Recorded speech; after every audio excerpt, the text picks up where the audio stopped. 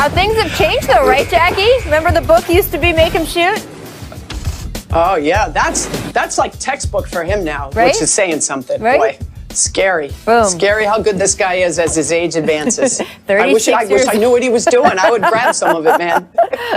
Welcome to the Jump. First of all, Jackie, you have lost nothing off your fastball. You need no advice from anyone. Welcome to the Jump. I am Rachel Nichols, indeed, alongside the Hall of Famer, Miss Jackie McMullen, and NBA champ Kendrick Perkins. Coming up later in the show, I am going to ask Perk and Jackie which stock they would rather have more of right now, the Celtics or the Heat, because they square off tonight right here on ESPN. First, though, for years now, it has been painful to be a Knicks fan. And yeah, the losing has been part of it. There has been so much losing. The Knicks entered this season with the worst record in the entire NBA over the last 6 years. They not only have the longest active playoff drought in the Eastern Conference, every other East team has made the playoffs at least twice since New York last did.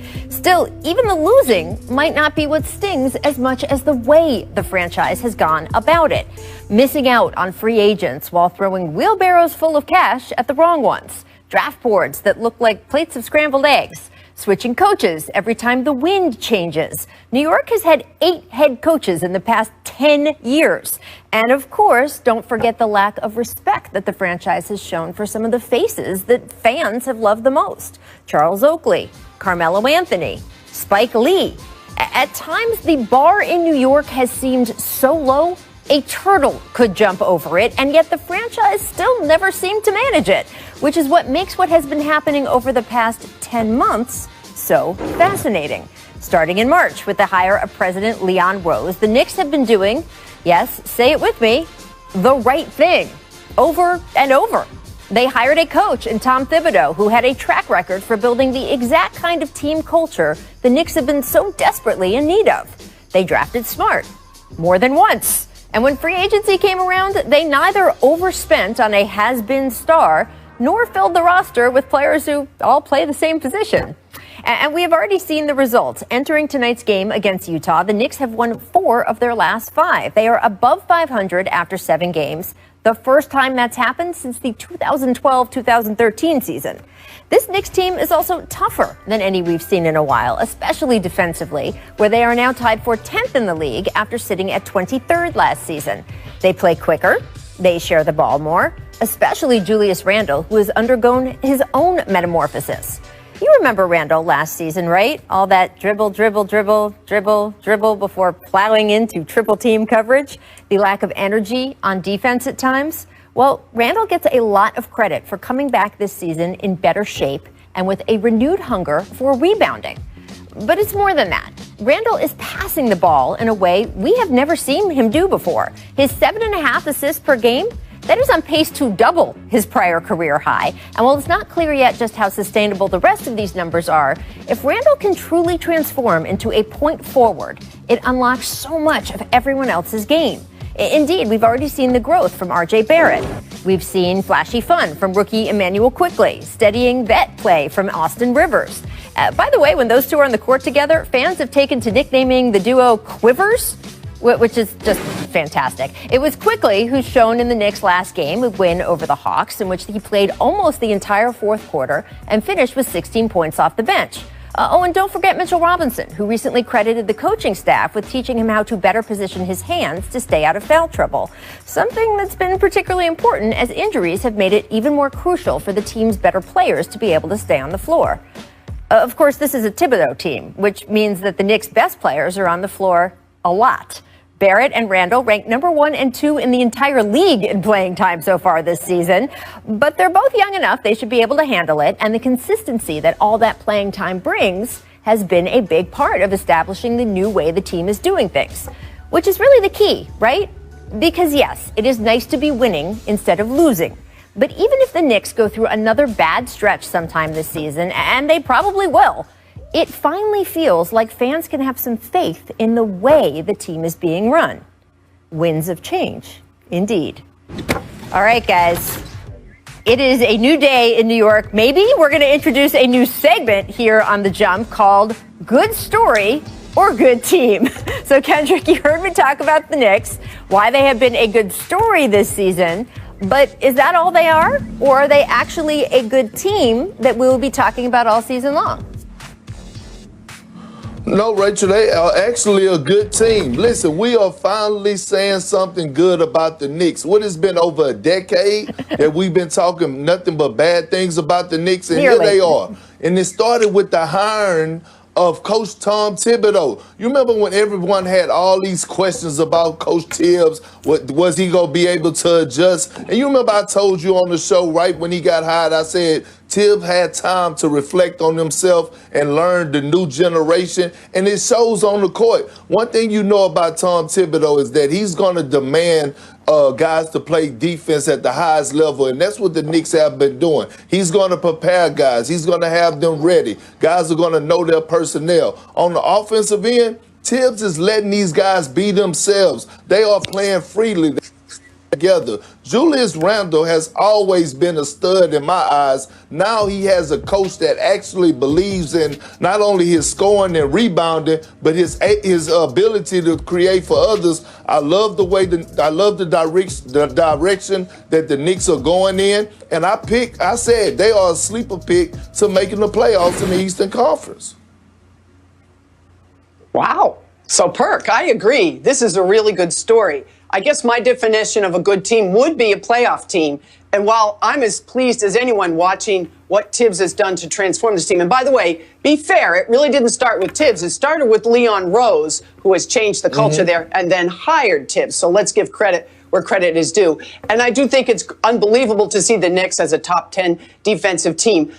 I give pause and try to bring a little perspective to this only for this reason. Some of the numbers are so video game, I'm just not sure they're sustainable, including Julian Randle, who, by the way, when Tibbs was hired, I asked around, and the first thing GMs and coaches said was, wait till you see what he does with Randle. He's going to transform Randle. He's going to get Randle back on his footing, and that has all come to pass. But, you know, will Alex Burks shoot 67% from the three-point line? Can Julius Randle keep up those incredible numbers? Will Austin Rivers shoot 46% from three? Those are the numbers that are making this team what they are right now. I'm not sure they're sustainable. It doesn't take away from the fact that they're building something. And if you ask the Knicks, that's the most important thing anyway. It has been so long and so frustrating for people who, I mean, this is an incredibly loyal fan base. I am so impressed with New York Knicks fans all the time. Everything that has been put in front of them, they still keep coming back, believing in their team. And finally, again, whether it's rewarded with the playoff berth or not, and with the play-in tournament, it's possible they could at least be in that ninth spot, right? Somewhere in there. Whether that ends there or not, just that feeling that the franchise is not wandering in the darkness the way it has been in a lot of the recent years. I just think that shows a level of respect for the fans that we have not seen in quite some time. All right, next up, we have the Orlando 5-2 team. Your playoff team last year. Still not sure anyone expected to start this good. So is the Magic a good story or a good team? So I think they have the potential to be both. When Jonathan Isaac went down in the bubble, he was arguably their best player, and you thought, oh boy, this is going to be tough for them. But Vucevic has more than picked up the slack. He's off to an incredible start.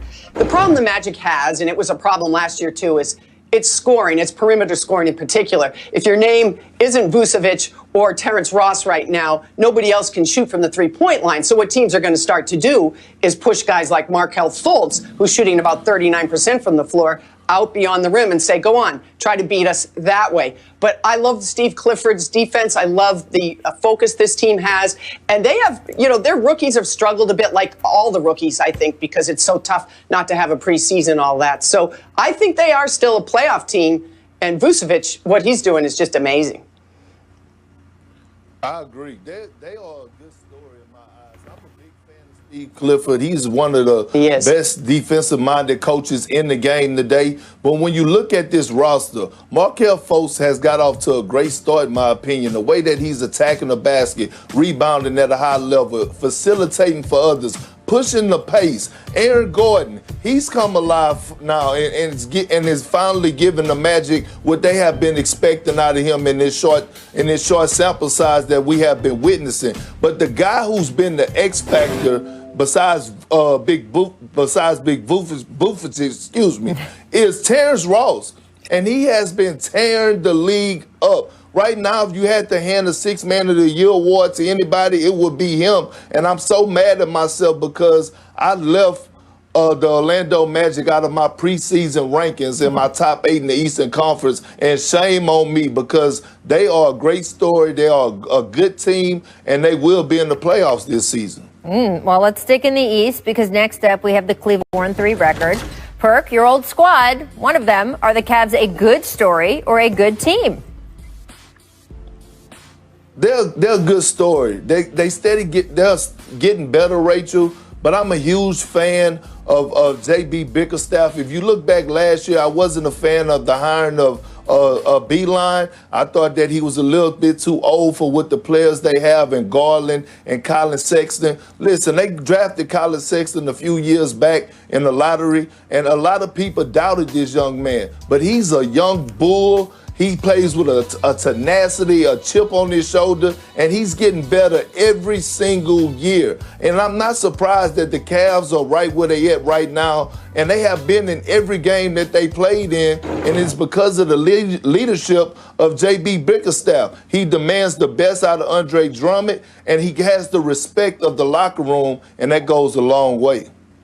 You're dead on with that. JB has really made a huge difference. And what do you ask of your young team? What you ask of your young players is to come back better and stronger and have taken that leap. And Colin Sexton certainly has done that. The numbers he's putting up has been great. And so has Winston Garland. Now, he's out now for a bit. But Sexland's the best nickname in the entire NBA. And so I love that, too. And here's the thing. Kevin Love hasn't even played yet, really, of any consequence. So the other player that we should mention here is Isaac Okoro, who's also been out now.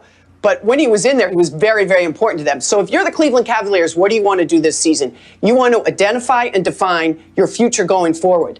You're on your way now with Sexton, Garland, and Isaac Okoro. All right. Well, last but not least, again, staying in the East, I want to get to the 4-3 Atlanta Hawks. So, Jackie, are the Hawks a good story or a good team? I think they are both. They're off to a great start. And the thing that interests me about them was they made all these moves. They added a bunch of veterans, some of whom, Gallinari and Rondo, really haven't even been able to contribute yet because of injury. And in the midst of all this, people started speculating, well, I guess there's no room for John Collins. Well, John Collins has had something to say about that. He's like at 17-5. He's putting up great numbers. And he looks like a guy that's here to stay. I mentioned that the veterans that haven't even contributed it yet, I like where this team is headed. I think they are a playoff team. Trae Young is a flat-out star. He just is. Yep. And we talk all about Luka Doncic. Maybe it's time to put that aside for now and just pay attention to what this kid is doing. Not just scoring, but also getting everybody else on his team involved. I really think this team is one of the most fun teams in the league right now. I agree. It's both for me, Rachel and Jackie. When you look at the Hawks, look at the four guys, their core guys that they drafted. You're looking at Trae Young. You're looking at DeAndre Hunter. You're looking at John Collins. You're looking at Cam Reddish. All these guys have gotten better. Trae Young is a superstar, but Cam Reddish, I knew he had the offensive skill set, and I knew the future was bright for him offensively. I didn't know he was I didn't know he could defend the way he defends at the high level, the intensity that he brings. The addition of adding a guy like Clint Capella, a lob threat, a guy that can anchor the defense, protect the basket, and then John Collins, a guy that said, you know what? I'm going to roll the dice and bet on myself. He turned down a four-year, $99 million extension to say, you know what, I'm worth more. And he's showing that now. And now you're bringing in a guy like Herter and playoff Rondo. Rondo haven't even played yet, but just his leadership being in that locker room. I'm looking at this Atlanta Hawks team, and they are very dangerous, and they arguably have the most scoring firepower in the NBA.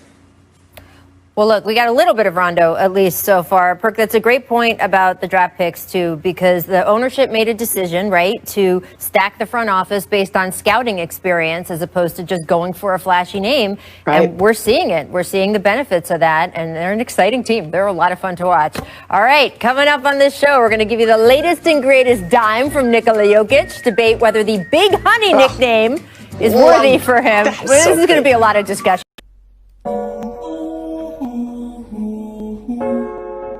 Yeah, yeah, yeah, yeah. Yeah, yeah, yeah, yeah. I'm a star, shining brightest in the darkest times. I'm a star, twinkle, twinkle. I bring the sparkle in, light your world up. Yeah, yeah, yeah, yeah, let your world up.